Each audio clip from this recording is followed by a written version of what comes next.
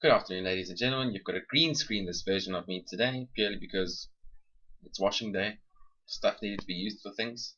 So there is nothing behind me, just my room, my tidy room behind me today. Nevertheless, I've got my cup of coffee. It's 10:09/09/2014, with the 10th of September. Beautiful Wednesday. Looks like it might rain a little bit, but it also means it's time for the news. So let's get going. So Destiny released yesterday. I happened to watch JP play pretty much the entire game in about 14 hours. Him and his brother did it in. So I mean, it's not that long in terms of single player content, but they have made, Activision reports, 500 million in their first day. Now this is the biggest ever console release, which is arguable considering that it was only released on console, so you can't really argue that the PC never factored into it in the first place. But I mean, they've managed to biggest console release, biggest pre-order release, and I think it's the biggest ever franchise release in gaming history. So Destiny, and to sum it up, the entire game, marketing, development, all the movies, all the cinematics, I mean voice actors, Peter Dinklage, that all cost 500 million. And with that 500 million, they made it in their first day. They won!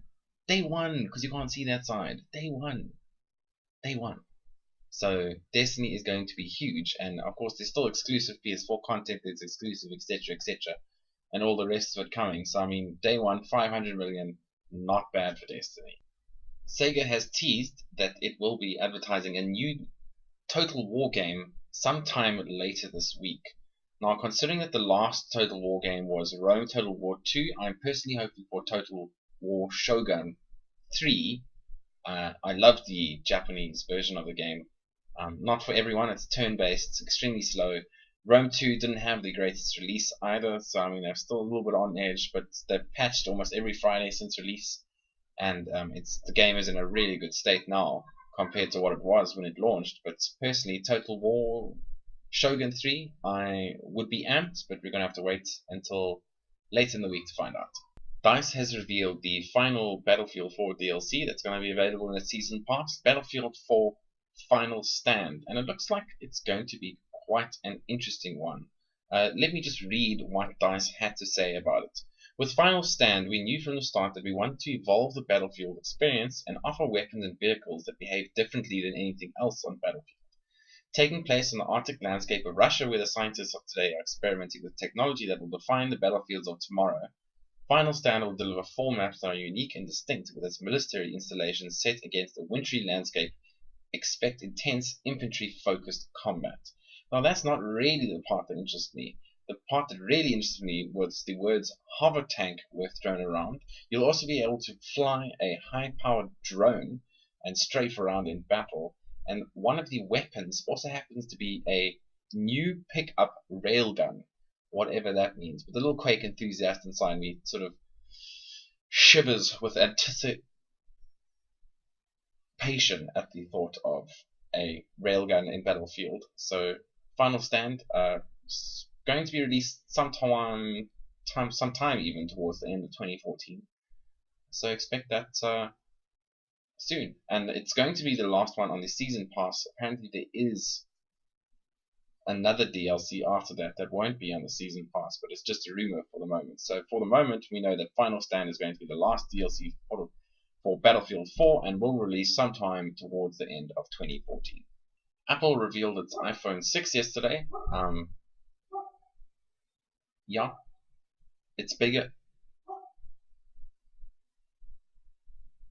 Oh, and there's a watch. There's a watch as well. Will only cost you $346 to do not as much as your cell phone.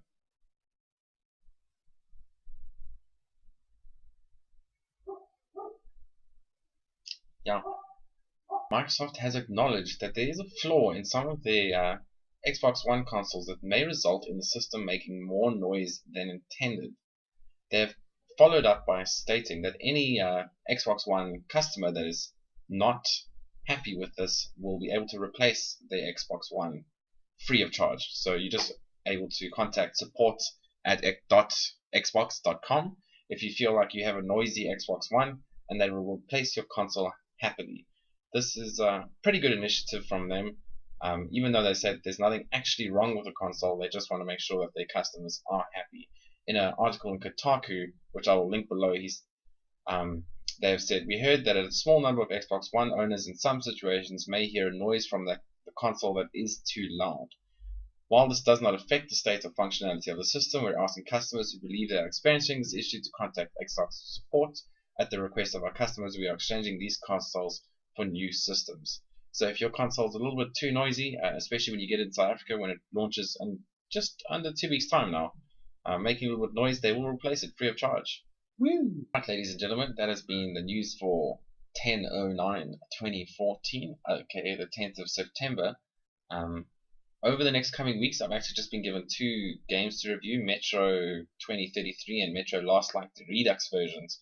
So the HD remakes of those games. I've never played the Metro series, so those will be coming up over the coming weeks. I'll be making a series out of them as I go through them. Apparently they're exceptional games, so I'm very excited to do that. So you're going to be able to see that on my channel in the next coming weeks. And I've actually had the feeling to play a couple of single player games.